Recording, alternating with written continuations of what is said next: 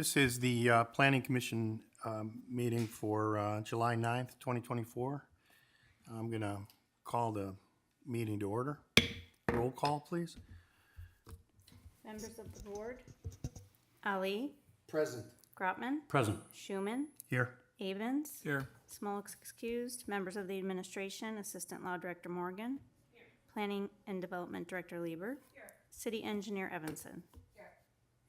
We're going to stand and pledge. I pledge allegiance to the flag of the United States of America and to the republic for which it stands, one nation under God, indivisible, with liberty and justice for all.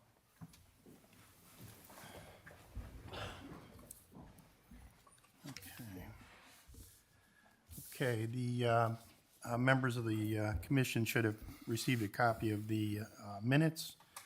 Any changes or questions?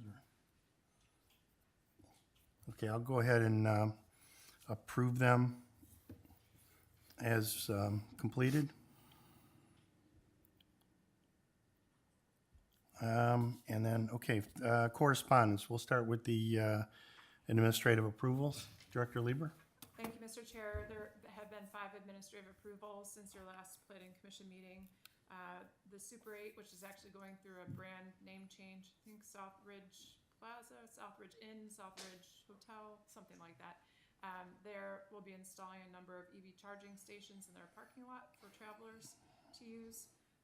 We have approved zoning certificates for the Point Salon and Spa and also KM Voice, which is a video production office. There's been an amendment. There was an administrative approval for an accessory structure at a Sportsville, and before they pulled permit, they decided to reorient the building, so we processed an amendment for that.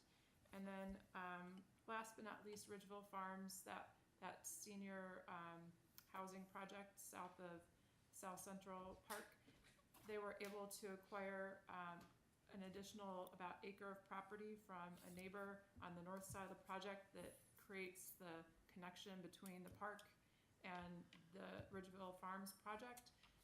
They're not proposing any expansion of units or any additional development on that. They're just adding that piece of land into the development, which will allow their walking path to connect from the senior development to South Central Park.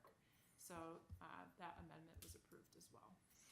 Did they ever figure out what they're going to do about the sewer line there?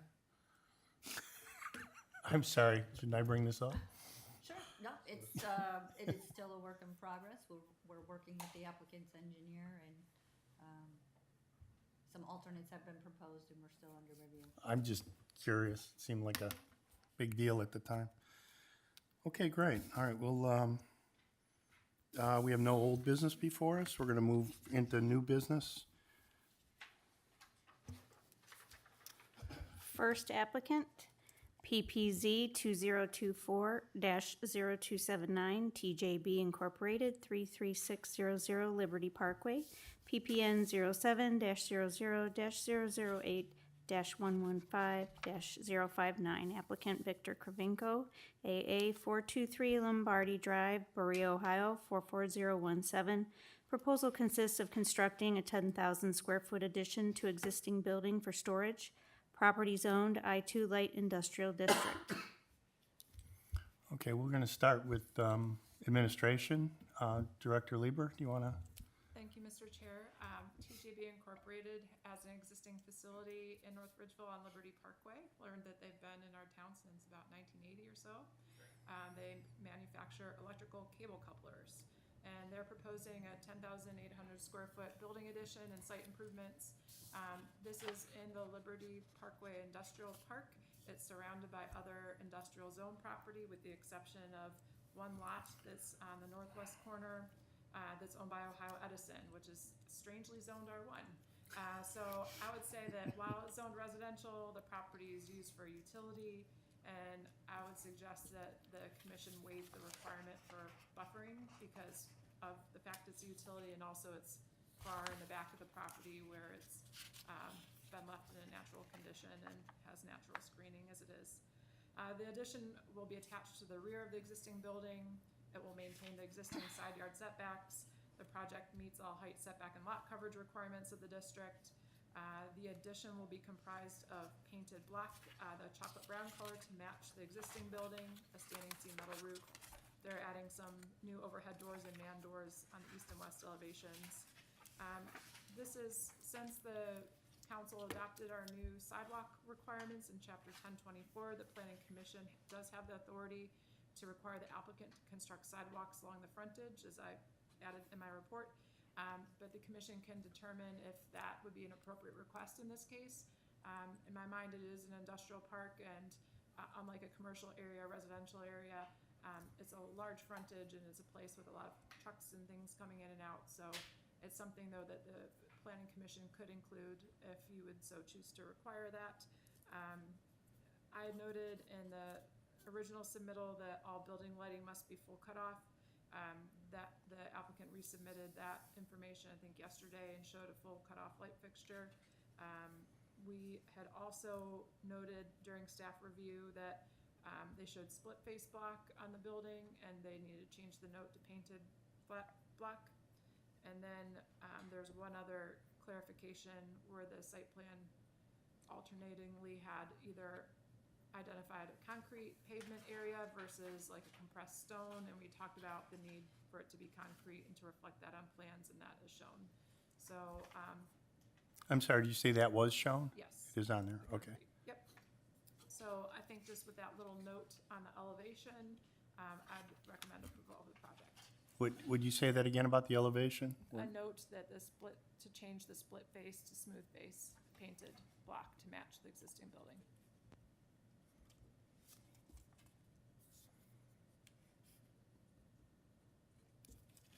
Okay. The city engineer. Thank you, Mr. Chair. After reviewing the site plan, it appears that they won't be tapping any new utilities and that the expansion will be serviced from within.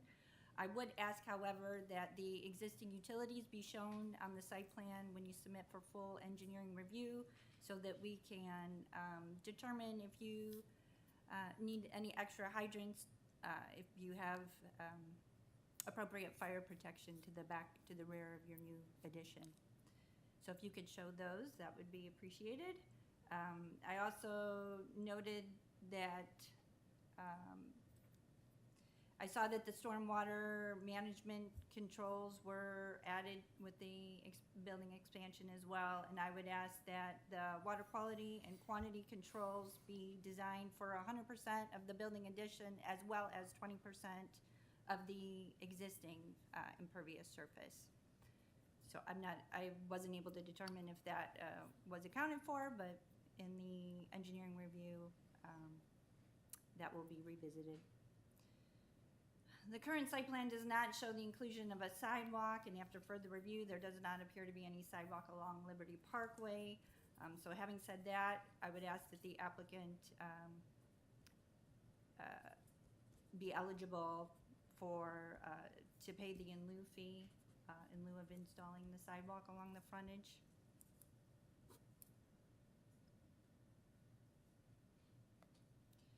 And I also wanted to note to the applicant that after construction and upon final grade approval, they would be eligible for partial credit to their stormwater utility fee, which they are currently paying. And that concludes my report. Law Director. Mr. Chairman, what I hear, it sounds as if everything is moving along swimmingly on this. I don't hear any recommendation that anything needs to be as a condition of their approval unless, and I'm not hearing anything negative about that would mitigate against approval of this. Development Director indicated that we waived the buffering requirement, and those requirements for buffering and for sidewalks, those are to protect residents and pedestrians and that sort of thing. In an area like this, I think not clearly needed, that it makes sense not to have the applicant go to that extra expense.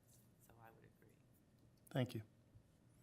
Okay, you want to come up? You guys got to introduce yourself and give us an address. I'm Vic Kravinko. I'm the architect on the project. Great. DJ Fisk, General Manager, TJV. We need addresses, I'm sorry. Oh, I'm sorry. 315, my home address? Yeah, that'd be good. 31564 Lake Road, Bay Village, 44140. And you could do your, And mine is 423 Lombardi Drive, Berea, Ohio. okay, great. Okay, Gord, you want to present anything to us? Not in any addition. We agree with the city engineer on the recommendations. And the only thing that we were not certain on, and I did not add to the drawings, was the sidewalk. Okay. Okay. Are there sidewalks on any of the other properties in the, okay, There are currently no sidewalks on Liberty Parkway, okay, and it seems a hardship to Right. request them to build the sidewalk, but our new sidewalk ordinance does allow for an in lieu fee, based on the city engineer recommendation, that the sidewalk be foregone. okay. Mr. Chair? Do we, go ahead. I'm gonna slightly interpret that a little bit differently. Okay. So the planning commission has the ability to require a sidewalk. Like in that section of 1024 that defines when a sidewalk is required, it says for non-residential additions greater than 500 square feet, planning commission may require sidewalk. If planning commission doesn't require sidewalk, then it's not required. The city engineer need do nothing to waive or collect fee in lieu because the planning commission hasn't required it. So if it's silly, we don't do it, is what you're saying, right? It's not That's not the necessary. way it's written. I'm saying that if the planning commission were to require it, the applicant could avail themselves of requesting the city engineer to waive and then pay the fee in lieu. But if it's Right. not a requirement Right, of the commission, then okay. there'd be no fee. So we don't need to make that a condition. We can just discuss it right between us and, okay. All When right. we studied the site, there's a lot of truck traffic, Sure. moving and coming in and out of the building, and it would be tough to monitor the. Not a lot of kids on skateboards Yeah. out there. Right. Okay, I get it. All right. Questions from commission? Nothing? Go ahead. Mr. Chair, on the subject of sidewalks, I'm not sure. I understand right now maybe something that's superfluous, but I think down the road, it's something that you may want to plan on.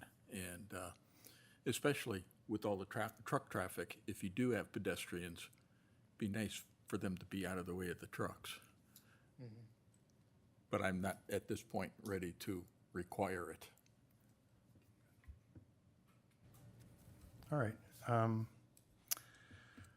Okay, and as far as the buffering goes, I don't have a problem at all with waiving the buffering.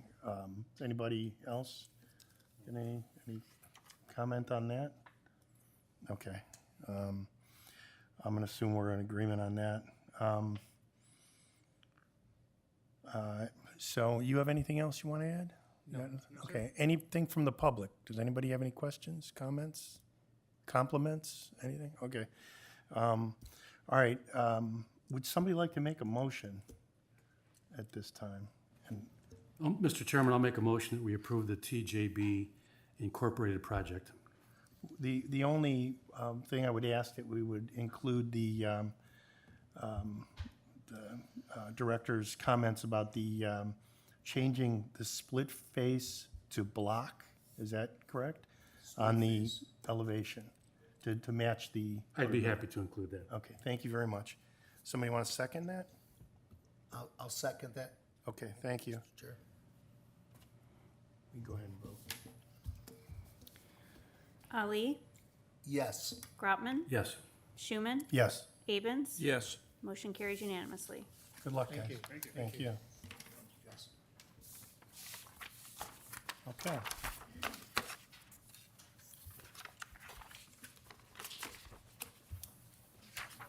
Go ahead, next. Applicant number 2, PPZ 2024-0281 ProCare We Care, Aaron A. Russ, 35782 Center Ridge Road, PPN 07-00-021-101-068. Proposal consists of constructing a 9,000 square foot building, parking, and landscape material storage. Property zone B3 Highway Commercial District and R1 Residence District. Note, Planning Commission recommended rezoning portion of property zoned R1 to B3 on 5/14/2024. Okay, we're going to start with the administration. Director Lieber? Thank you, Mr. Chair. I'm not going to address the rezoning tonight since that was already acted on by the commission. But just as a refresher, the applicant recently purchased this property for his seasonal landscaping company. They're proposing to construct, and the first phase would be two 9,000 square foot metal buildings, parking and other site improvements for the business. They'd start with the one building closest to Center Ridge, and within a year or so would add a second building. So there would be two phases. The third phase would, or the second phase would include the third building, and I suppose the remaining buffering along that portion of the property. There have been some significant changes since the earlier submittal that was voted against by the Planning Commission. The number of variances and the extent of variances have been significantly reduced. The proposed buildings will be placed 15 feet from the west property line, the northwest corner of building 1, and then all building 2 abuts property that's zoned R1. Therefore, 20 feet is required, so this would require a 5-foot variance. So this has been improved from the previous submittal that was requested a 10-foot variance. Also, while you know there are no required setbacks for driveways or parking lots, the zoning code does require buffering where commercial use abuts a residential district. In the previous submittal, those buffer requirements were not met. They were 5 feet. Now those buffering requirements have been met. There's a minimum of 10 feet along the entire west property line and greater setback along the east property line. In some cases, 20 feet. I think the narrowest part might be like 18.9 feet. The applicant's proposing a 3-foot high mound with giant green arborvitae spaced every 10 feet along that property line as well. They've relocated the parking to the rear of building 1. They continue to show a dumpster enclosure and then also containment of the landscape materials proposed. Other than that, similar layout, 1 curb cut. They have sufficient parking. They've shown a truck turn exhibit, and they've indicated that the only lighting that would be provided would be on the building itself and no pole lighting. That concludes my report, Mr. Chair. Thank you. Okay, I'm sorry, did you say giant arborvitae's 10 feet apart? Space 10 feet. Okay. All right. I'm the engineer, sorry. Thank you, Mr. Chair. The ProCare plan showed the provisions for all utility connections, which do not appear to indicate any issues. The 6-inch water main extension does provide the necessary hydrant coverage. I guess I would note that any future development, future buildings, and future phases also take into consideration that hydrant coverage. Stormwater controls are being installed. The environmental assessment report provided by the engineer indicated that there were no indications that the project site has any wetland areas now or prior to any of the tree clearing operations. I did want to note the water and sewer tap fees will be based on the domestic water size, and engineering will also require that the existing water tap, likely still in existence, will need to be field investigated and capped at the main. Any other outstanding items will be reviewed during final engineering. And that concludes my report. Thank you. Law Director? Yeah, Mr. Chairman, this sounds like a great improvement over what we saw before. The variance down to 5 foot on one side. Sounds like the buffering is up to snuff. Dumpster surround is good. Lighting's appropriate. I'm hearing all positive things here, so it sounds like approval would be appropriate. Okay. Do you guys want to come on up?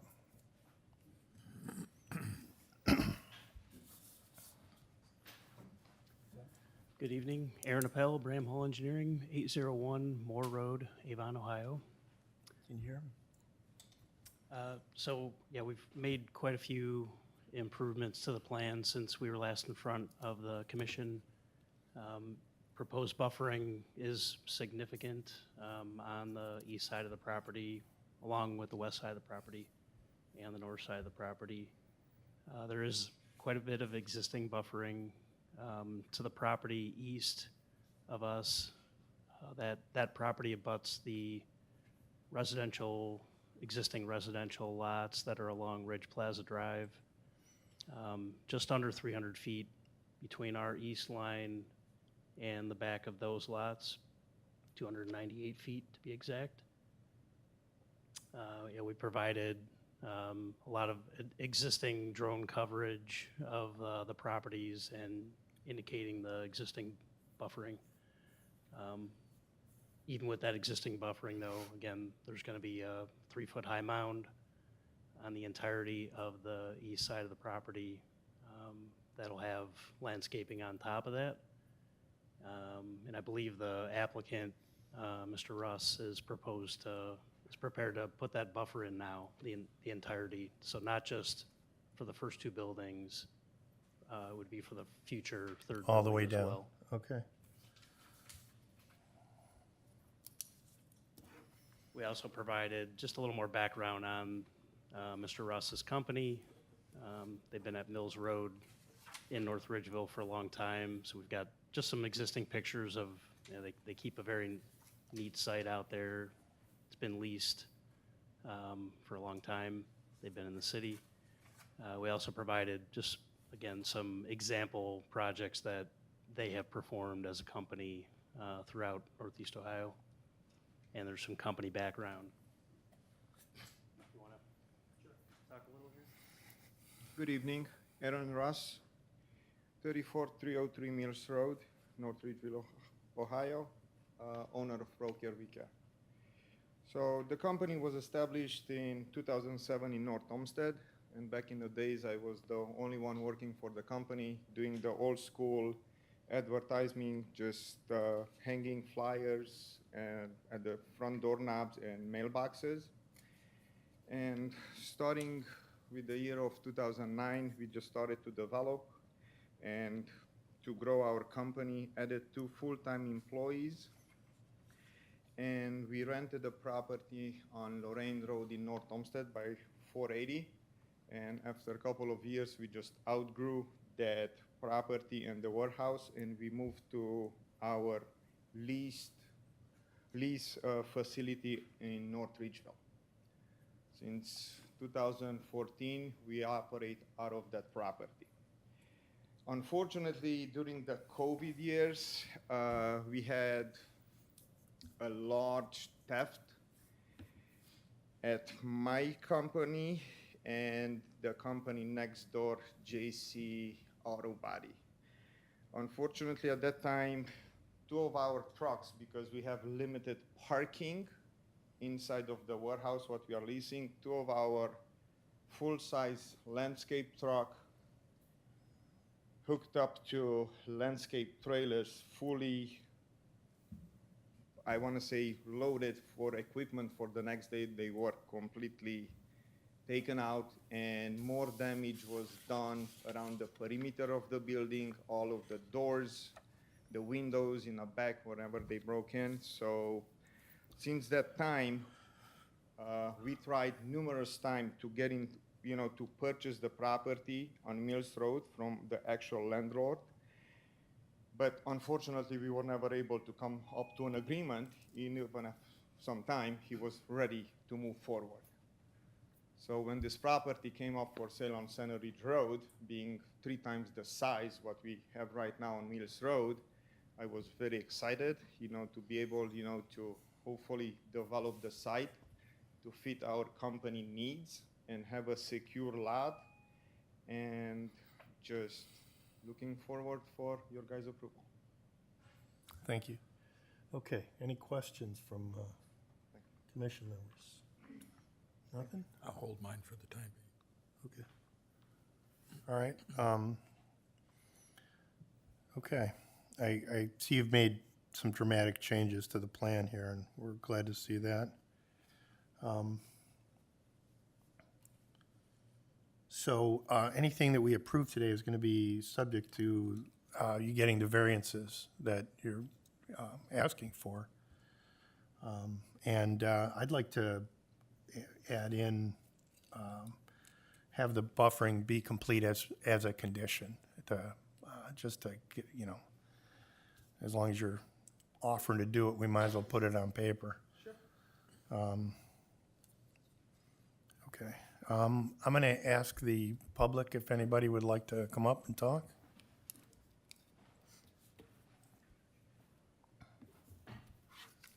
Hi, my name's Frank Nels, 6502 Ridge Plaza Drive. Good evening. As a concerned resident of the adjoining property at 35782 Center Ridge Road, I'd once again express my concerns of a mini industrial park being built in the center of town and up to our backyards. If we ever wanted that, I'd have moved to Parma or Cleveland. Furthermore, with the church and a school across the street, this is not a good idea. Mr. Russ's operation coincide with the school zone hours and church hours. Traffic there is heavy enough, as you know, and is stated that if a fire truck is needed to enter the site, it would have to back into the area. Dump trucks obviously would have to back in there, deliver supplies, which would furthermore impede traffic. As for the new water issues on our property that we've had since declaring of 5 acres without a permit, these problems have gotten worse during the heavy rains. Also, for the matter of the noise, it's still quiet in our backyards since we're all still surrounded by woods and one giant empty lot without a permit. We don't want to hear the reverse beeps of a bobcat, the skid steers running along with the smell of diesel fumes, rotting grass piles, and the disgusting smell of fresh mulch being dumped. Mr. Russ knew what he was buying when the purchase was made. He knew what the codes were. I'm sure Mr. Urick educated him on this. And yet, here we are. Codes for the city have already been ignored. What's to say many more are not to come? Instead of some heat-absorbing asphalt, concrete, and oversized buildings, why don't we make some more green space in the city? We have one park for the kids. Also, for the no permits obtained, what was the repercussion for that? Me being a general contractor, I can't just go do stuff without permits and there be no repercussions. Was he fined? Was his license revoked in the city? What happened there? Was it just a slap on the wrist? So, also, the meeting that he had in the beginning, the police chief, fire chief, and other city officials attended. The gentleman that was here offered for his 10,000 square foot building to have them same officials attend. No one attended. What made this meeting so special?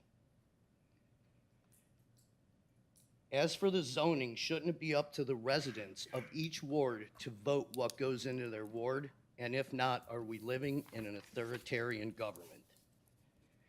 As for your votes, it was 4-1 against. All 4 votes were very adamant about the city project center. If your votes change now, one would have to ask why, since the city center was such a focal point. So, also, if you want to come check out our backyard and hang out with us, we're having a party on July 27th. Feel free to come over, eat some food, and meet all our neighbors, because everyone will be there. We have an article from a newspaper that says the city considers a rezoning for a trucking company, not the landscape company. So what's the trucking company going in with it? It states Mr. Urick. It doesn't state Mr. Russ. Also, with the variances, now that everything is going to be commercial, it's 20 feet from each property line. We can't just go changing variances in the city and say it's okay to do it, because if it is okay to do it, we can all do it. Thank you very much. Yeah, let's, this turnaround for the fire truck has been addressed, is that correct? They have provided an auto turn analysis, and it appears the movement appears to be acceptable. Okay. Anybody else? Okay. All right. Any further discussion from the commission? Mr. Chairman, Go ahead. I still have a problem with this project. Quite frankly, they're shoehorning this complex into this property. And the question I would also have is, where are your fertilizers going to be stored?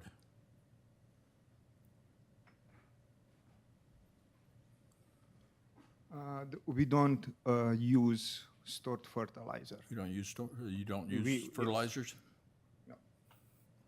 The only fertilizers we use, it will be just for new lawn installation and planting. So you still have some fertilizer that you're gonna be, As we need them, we usually always purchase them from Site One, like 10 bags at a time. But definitely not truckloads or pallet loads at all. And same thing with all the loose materials, what we are planning to have on the job site, it will be strictly only for our customer contracts. It's not gonna be no public sale, no public access to that. in your storage bins for your bulk materials, They how are much gonna- material can they store? There are gonna be maximum 8 storage bins, 4 for mulch and 4 for aggregates. That's all. No dumping, it will be on job site. We already have all that taken care of down the street at Sagamore's Supply on Center Ridge. And so if any dumping, it will be like all our dump trucks are gonna just go down the street. So we will not have dump piles on the property at all.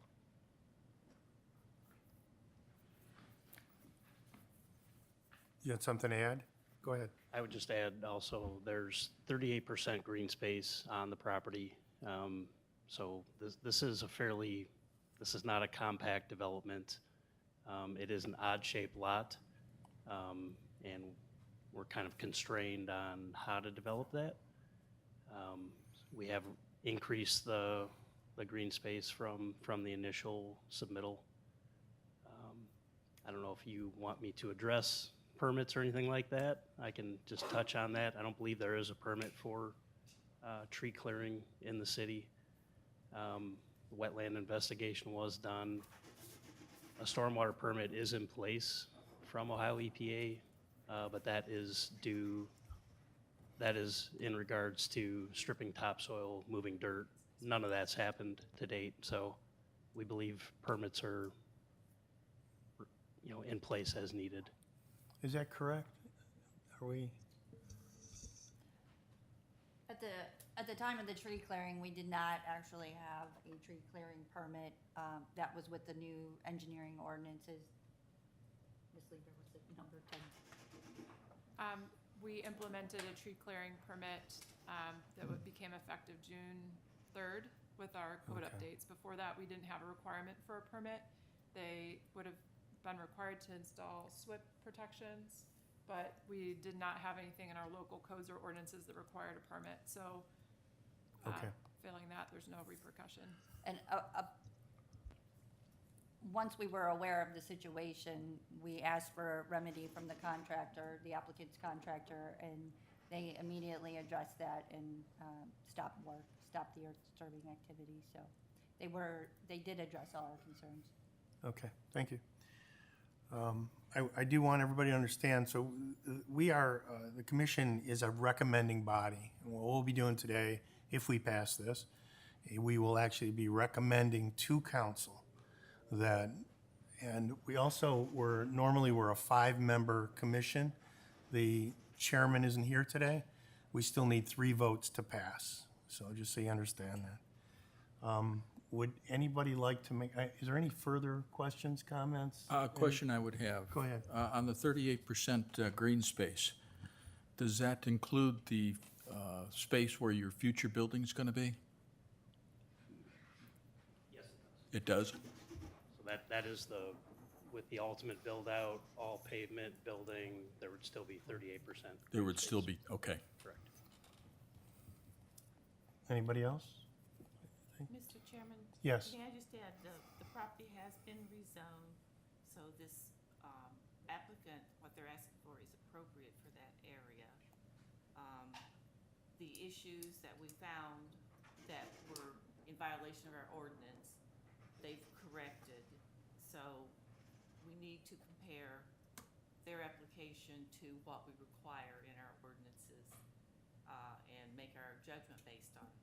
Okay, I'm sorry, you looked like you were disagreeing. I'm disagreeing. The rezoning proceeded to public hearing and now is being held, awaiting this reapplication of the development plan.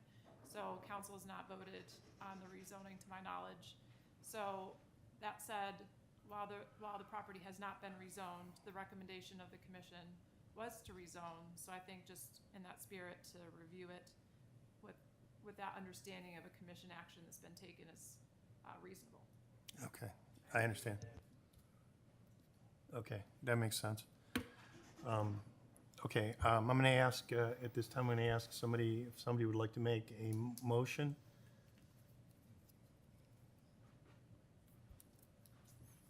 Okay, I'll go ahead and make a motion to recommend with the conditions that the buffering for the entire project be complete in phase one and subject to the setback variances. And I would ask for a second.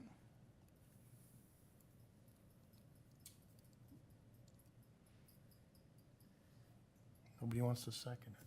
What happens now? This is considered to be a lost motion. Okay. Because it hasn't been determined on the merits, it is possible that we could see it again, but it will not go forward. Okay, so we stop now. Okay, Mr. Chair, I mean, it would be my recommendation that a motion be made and seconded, and then the members vote either yes or no, rather than just hang this issue in limbo. we always make motions in the affirmative, just so you understand. Do you want to? I'll second it. Okay, thank you. I appreciate it. All right. We'll call the roll. Ali, No.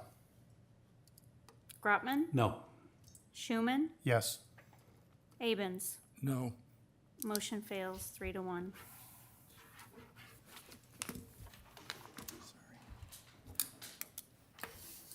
Okay. There's no further business before this commission. We'll call the meeting closed.